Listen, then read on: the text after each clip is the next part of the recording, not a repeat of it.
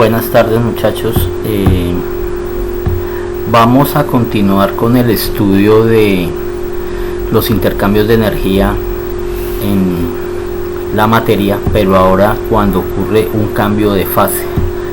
Estudiamos hasta la última vez cómo al agregarle energía térmica a un sistema, él cambiaba de temperatura. Sucede que cuando vamos a tener un cambio de fase, y ya lo hemos estudiado con anterioridad, ocurre algo muy particular. Por ejemplo, el agua ebulle a 100 grados centígrados al nivel del mar, eso lo conocemos, y esa temperatura permanece constante desde que empieza la ebullición hasta que termina, pero toca suministrar calor para que esto suceda. Entonces, ¿esto por qué ocurre? Nosotros ya hemos dejado muy claro que cada vez que suministramos calor, ¿sí?, tiene que haber un aumento de temperatura, pero en este caso no ocurre. Entonces, ¿qué es lo que sucede para poder entender esto? Tenemos que conocer la conformación de los estados de agregación de la materia. Aquí tengo los tres comunes en la naturaleza, que son sólido, líquido y gas. Observen que en el sólido están muy unidas las partículas, un poco más separadas en el líquido, y en el gas están completamente separadas. Esto le da un grado de movilidad diferente a cada uno de los estados. En el sólido la movilidad es prácticamente nula, en el líquido hay una movilidad ya importante, y en el gaseoso prácticamente una movilidad incontrolable. Por eso, si yo tengo un gas dentro de un recipiente y lo abro, pues el gas se me va a ir o escapar, cosa que no pasa con un líquido y mucho menos con un sólido.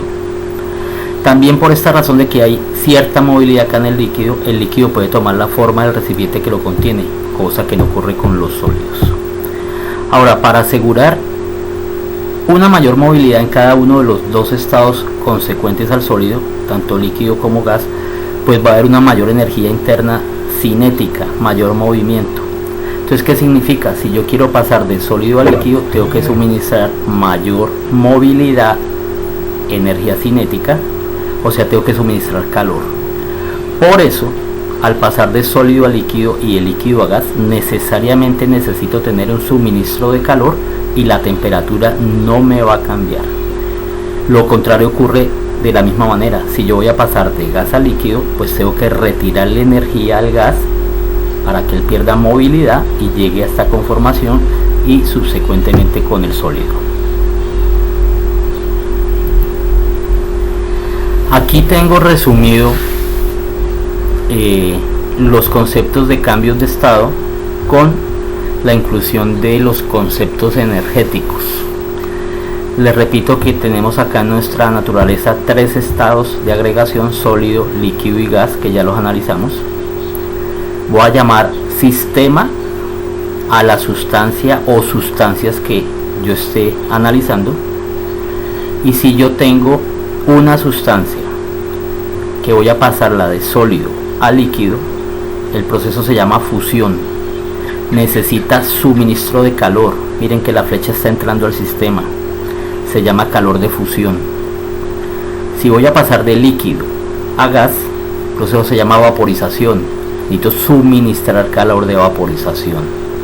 Ahora, devolviéndome, si voy a pasar de gas a líquido, el proceso se llama condensación, y el sistema es ahora el que libera el calor, que se va a llamar calor de condensación. Y de la misma forma, al pasar de líquido a sólido, el proceso se llama solidificación, y el sistema me va a liberar un calor de solidificación. Hay una particularidad, y es por la misma situación que hablamos del estado de agregación de las partículas dentro de la estructura propia de la materia, y es que este calor de fusión es numéricamente igual al calor de solidificación, pero se diferencian en su signo. Aquí, como estoy dándole calor al sistema, ya lo tenemos estudiado, este calor es positivo, y el calor de solidificación al sistema liberar calor va a ser negativo. Lo mismo acá: vaporización positiva, condensación negativa en cuanto al flujo de energía. Ahora, nosotros estudiamos que el flujo de calor me permitía un aumento de temperatura, y eso dependía de una característica propia de la materia que lo llamamos calor específico. Bueno, ahora sucede y acontece que voy a necesitar una cantidad específica de calor para poder hacer o la fusión o la vaporización. Lo vamos a mirar en el sentido de mayor movimiento. Este calor de fusión específico se llama calor latente. La abreviatura es C con un subíndice FUS, que no lo estoy utilizando para no enredar después la presentación de las fórmulas, ¿sí? Y se define como el calor por unidad de masa necesario para cambiar la sustancia de fase sólida a líquida. Calor por unidad de masa, y al despejar calor obtengo que ese calor de fusión va a ser igual a la masa por el calor latente de fusión. Las unidades, ¿cuál van a ser? Pues van a ser unidades de energía sobre masa. Sistema internacional Julio por kilogramo, o nosotros estamos manejando básicamente acá nuestros ejercicios calorías por gramo. Sistema inglés BTU por libra. Más o menos se conoce que a 0 grados 1 kilogramo de hielo, para convertirse totalmente en agua, va a absorber 334.000 julios de calor para obtener pues el mismo kilogramo, pero ahora es de agua. Nótese que tanto el hielo al principio como el agua al final del proceso ambos están a 0 grados. Es solo el cambio de fase. El calor latente de fusión para el agua entonces va a ser de 334.000 julio por kilogramo. Y el término latente, esa palabra, viene porque la temperatura permanece constante durante el proceso de fusión. Para el agua voy a tener que calor de fusión, tengo acá los valores, al escribirlo como notación científica, 3,34 por 10 a la 5 julio por kilogramo, 334 julio por gramo, su equivalente en calorías por gramo es 80 calorías por gramo, o 144 BTU por libra. Lo mismo podemos analizar para la vaporización. Yo necesito conocer o evaluar el calor específico cuando se me transforma una cantidad conocida de materia de líquido a vapor. Entonces divido esa cantidad de calor entre la cantidad de materia y obtengo el valor de, ahora se va a llamar calor latente de vaporización. Al despejar calor obtengo que es igual a la masa que está cambiando de estado por el calor de vaporización, ¿sí? Esto obviamente se verifica a la temperatura de ebullición o vaporización de la sustancia. Ahora, lo mismo, sus unidades se expresan en julio por kilogramo, calorías por gramo o BTU por libra. Experimentalmente se sabe que un kilogramo de agua, que debe estar a 100 grados centígrados al nivel del mar, para que se transforme en un kilogramo de vapor, tiene que absorber 2.260.000 julios. Eso a presión atmosférica, nivel del mar. Estos valores acá están referenciados con un número científico, 2.26 por 10 a la 6 julios sobre kilogramo, o 2.260 julio por gramo. 540 calorías por gramo es un valor de los más altos de la naturaleza. Ahorita, si es el caso, los comparamos con otras sustancias. Y 970 BTU por libra. Ahora, desde este momento, muchachos, vamos a decir que el calor sensible fue el que estudiamos hasta la clase pasada. Es el que me produce un cambio en temperatura, por eso se llama sensible, lo puede detectar el termómetro. Y el calor latente es aquel que produce solo un cambio de estado, de fase, pero no hay cambio de temperatura. Espero que eso lo manejen y lo tengan bien claro. Ahora, para diferentes sustancias, pues acá traje una referencia de sus calores latentes de fusión y de vaporización. Entonces les decía que en cuanto a la vaporización, el agua era de las sustancias con un valor mucho más alto, ¿no?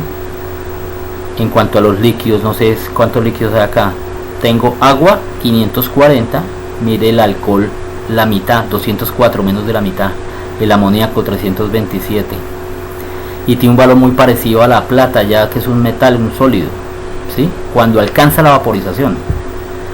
Por eso es que también el agua es muy utilizado en la industria, utilizándola como vapor, como medio de transferencia de energía.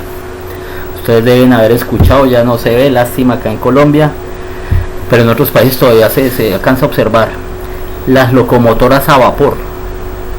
Pues es un equipo que se llama caldera. Uno pone a ebullir agua, y el agua, al expandirse con toda la energía que trae, que ha absorbido el sistema, después yo la puedo transformar en energía mecánica o energía cinética, y ese vapor me impulsa por un medio de transferencia de energía las ruedas de la locomotora. Ustedes sabrán qué capacidad de carga tiene una locomotora, ¿no? Es una de las máquinas más grandes que pues, el hombre ha podido desarrollar y construir. Ahora, es recomendable, y ahorita voy a hacer, cuando hagamos los ejemplos, un énfasis en eso. Cuando yo voy a estudiar un cambio de fase, lo mejor es hacer primero un diagrama de estos que lo voy a explicar, para uno tener claro qué transferencias de calor están ocurriendo. Aquí hay un ejemplo generalizado de que tengo inicialmente agua en estado sólido que se llama hielo a menos 20 grados centígrados, para finalmente, suministrándole calor, llevarla a vapor a una temperatura de más de 100 grados. Entonces vamos a observar, tengo hielo a menos 20 grados, empiezo a suministrarle calor, hay un cambio de temperatura hasta cuando llego a 0 grados, que es la temperatura de fusión del agua.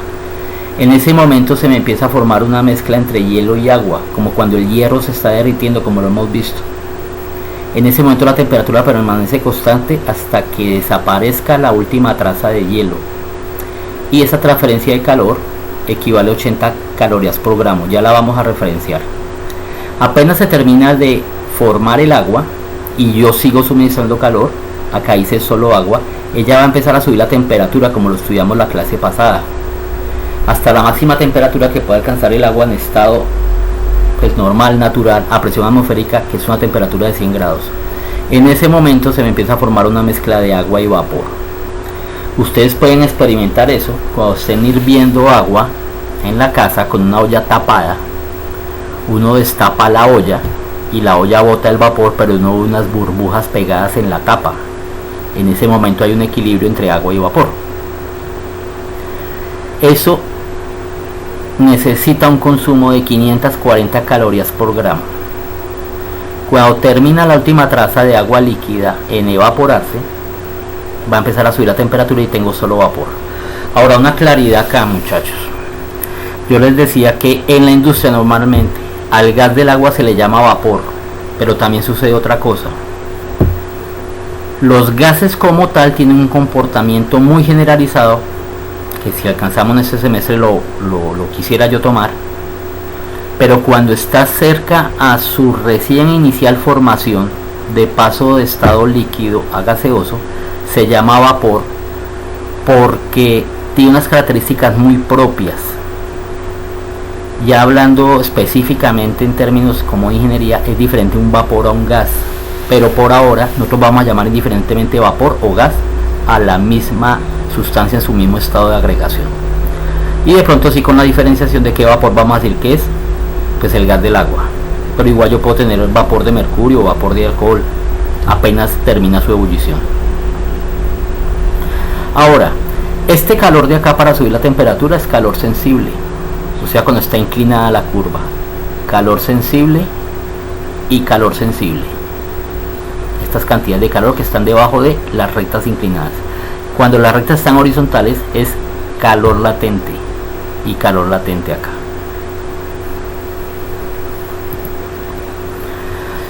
Como les dije cuando estábamos viendo el mapa conceptual, y vamos a tener acá unas notas para poder empezar a plantear lo que es la parte práctica de esto.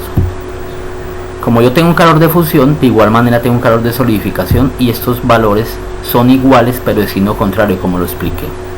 Este es positivo porque le estoy suministrando calor y él es negativo porque lo está liberando. Y lo mismo pasa con la vaporización y la condensación. Vaporización positiva porque le suministro calor y condensación negativa porque el sistema lo está liberando. Ahora, cuando estamos calculando calor sensible, y me voy a devolver un momentico,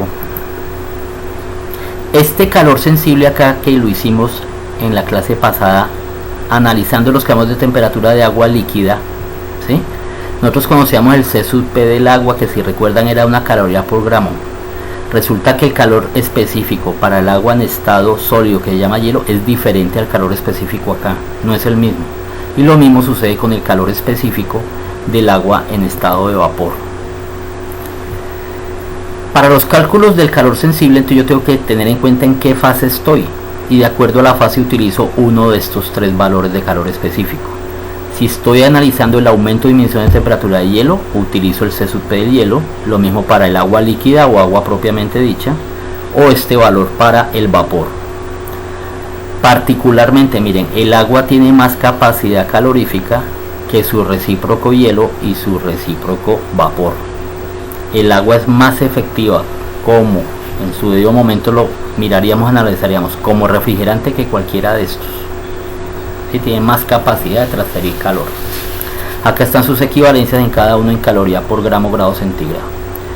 Y ahora, cuando yo voy a valorar la transferencia de calor en un sistema, tengo que tener en cuenta y tener claro si en algún momento hay cambio de fase. Si hay cambio de fase, tengo que tener en cuenta el calor latente. Si no lo hay, únicamente el calor sensible. Si hay cambios de fase y cambios de temperatura, tengo que tener en cuenta los dos tipos de calores que se están transfiriendo. Vamos a empezar con los ejercicios. La idea es que como que imaginen la situación, traté de colocarlo de una manera muy coloquial y no colocar ejemplos como tan técnicos. En una fábrica de hielo, un operario saca una bandeja del freezer, que es el congelador en una fábrica de hielo, y por descuido la olvida. Al darse cuenta de su olvido, después de 3 horas, poco englobadito el operario, regresa y encuentra que el hielo se convirtió totalmente en agua.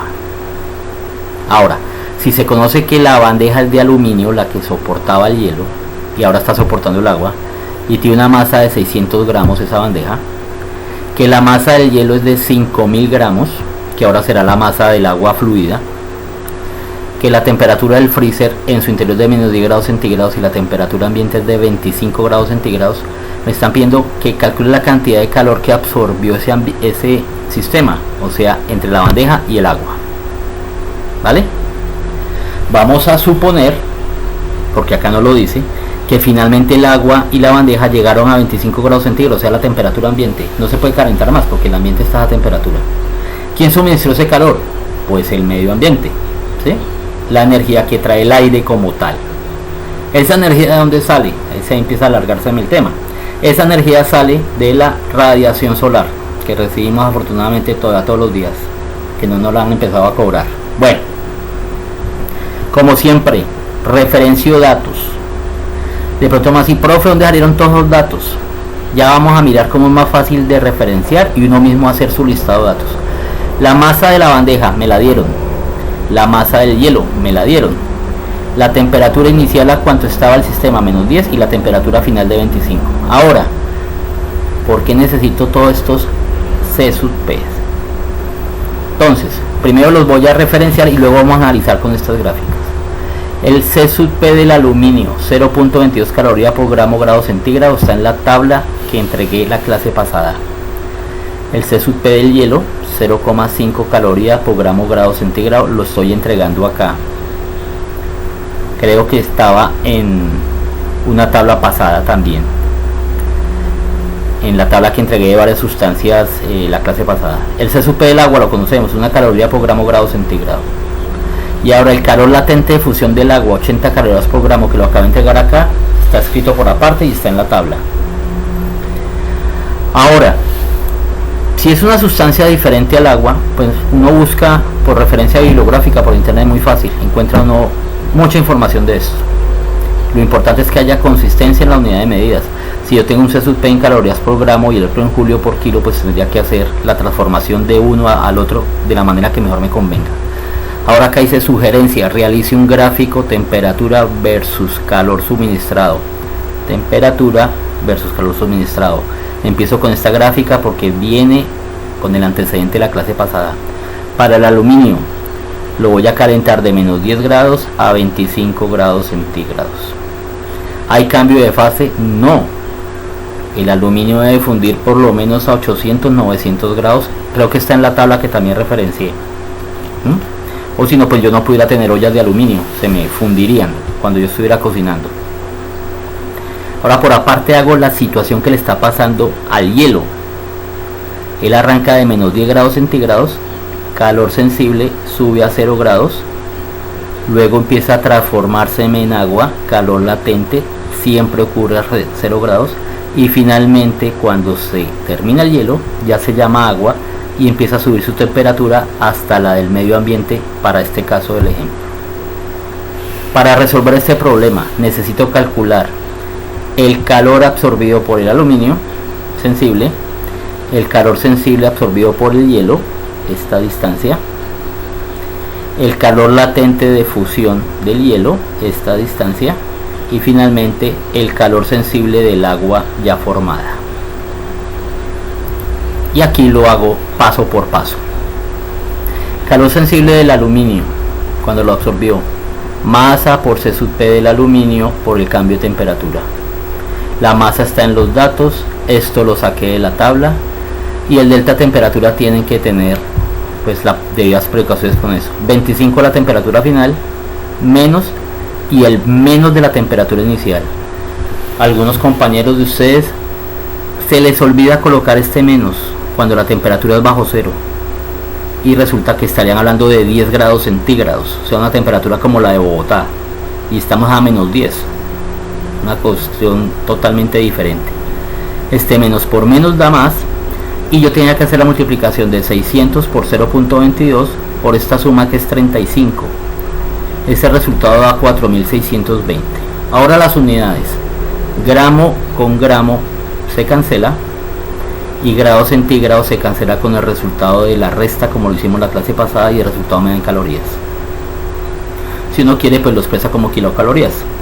Ahora el sensible absorbido por el hielo, masa por C sub P del hielo por delta T, es la misma operación matemática, pero cambia la masa del hielo por el C sub P del hielo, y acá la temperatura, fíjense, la inicial es la misma, pero la final cambia, porque el hielo solo puede llegar a 0 grados.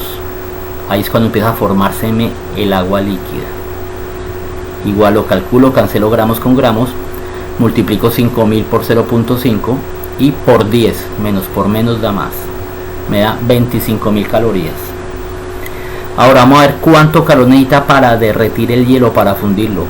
La fórmula es masa de hielo por el calor de fusión del hielo.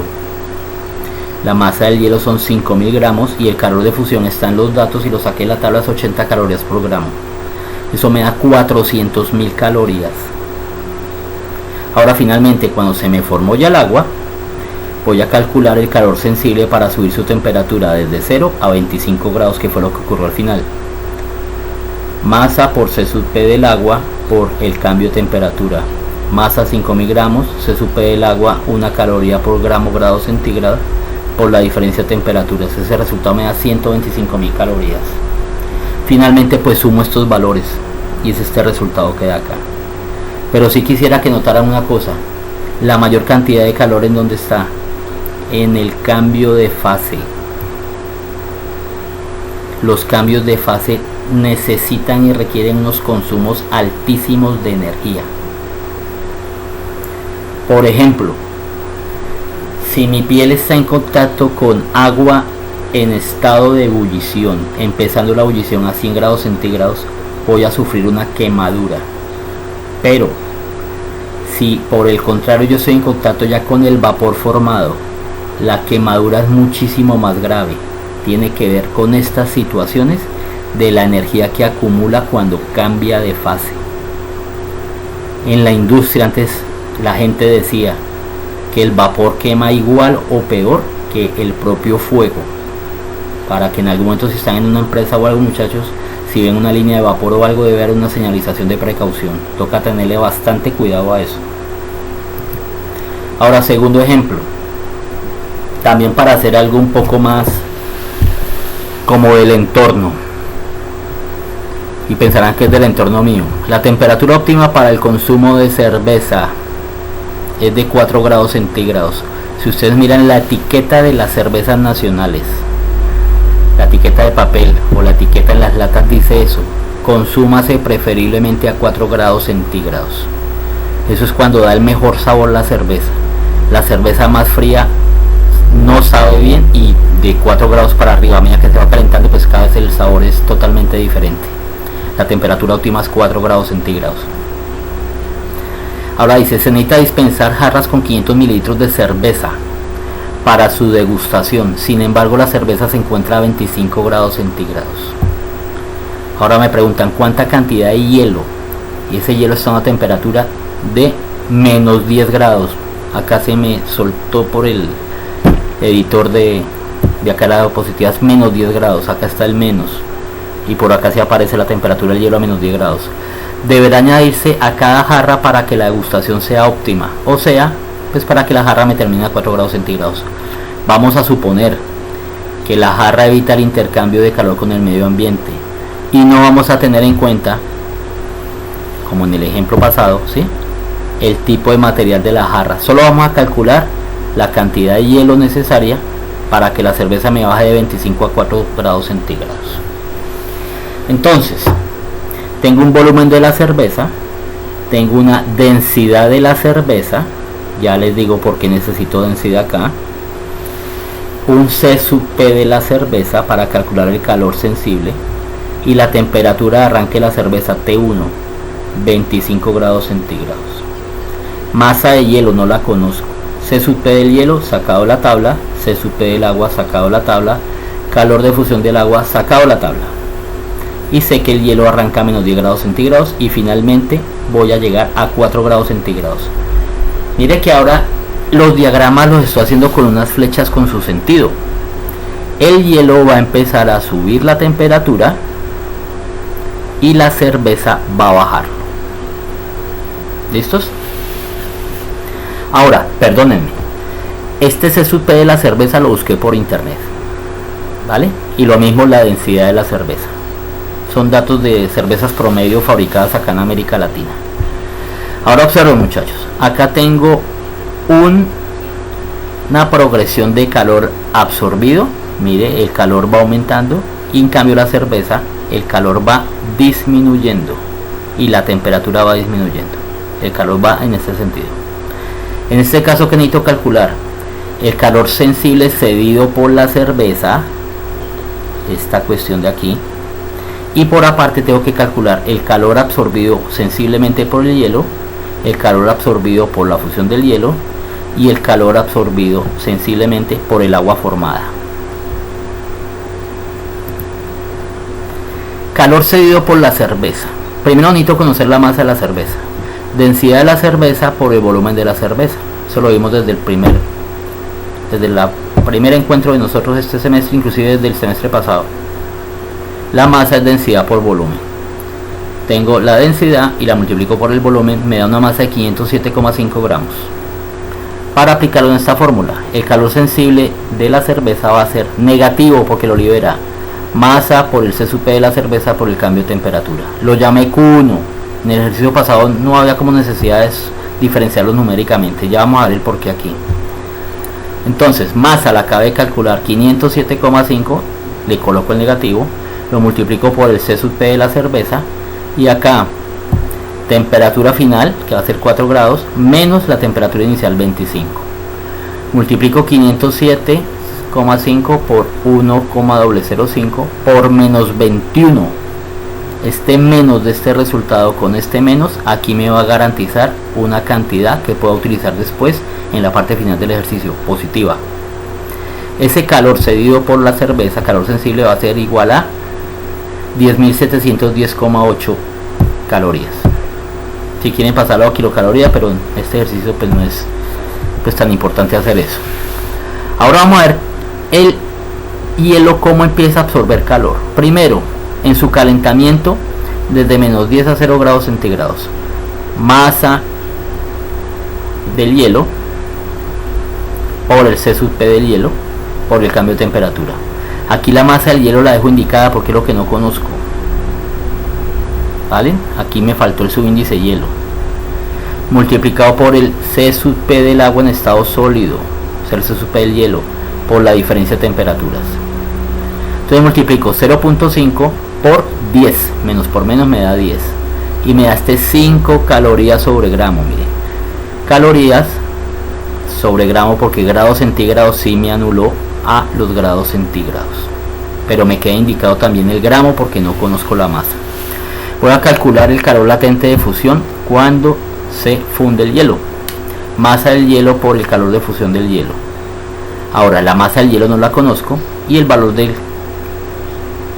latente de fusión es 80 calorías por gramo de la tabla, pues me queda acá indicado 80 calorías sobre gramo por la masa del hielo. Y finalmente el calor absorbido por el agua que viene del hielo, pero acá ya la llamo agua porque está en estado líquido.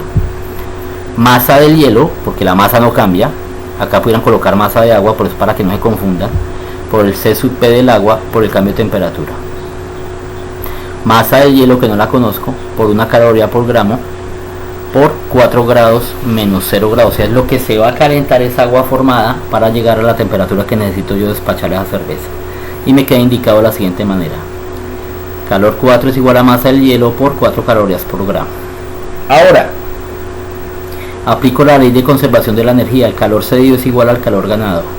Calor cedido 10.710,8 calorías, que fue el primero que calculé, y va a ser igual a todos los calores ganados: el calor sensible del hielo, el calor de fusión del hielo para el agua y el calor sensible del agua cuando se calentó un poquito. Saco factor común masa del hielo, acá está, y me queda factor de 5 calorías por gramo más 80 calorías por gramo más 4 calorías por gramo que quedó dentro del paréntesis. Realizo esta suma, me da 89 calorías por gramo, y simplemente lo que está multiplicando lo paso a dividir. 10.710,8 calorías dividido 89 calorías por gramo me da la masa del hielo, y al calcularla me da de 120,3 gramos.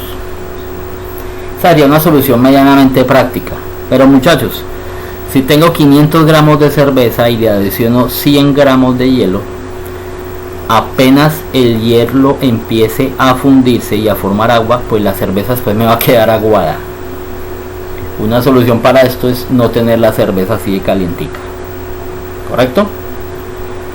Los grandes catadores de whisky, yo no soy de esa vertiente, a mí ese licor no me gusta demasiado, normalmente toman el whisky con prácticamente cero hielo o sin hielo, porque el hielo al fundirse cambia el sabor de la bebida porque la va diluyendo. Bueno muchachos, esta es la parte final del video. Mañana en clase aclaramos dudas de esto y queda pendiente que les envíe el taller. Que estén muy bien.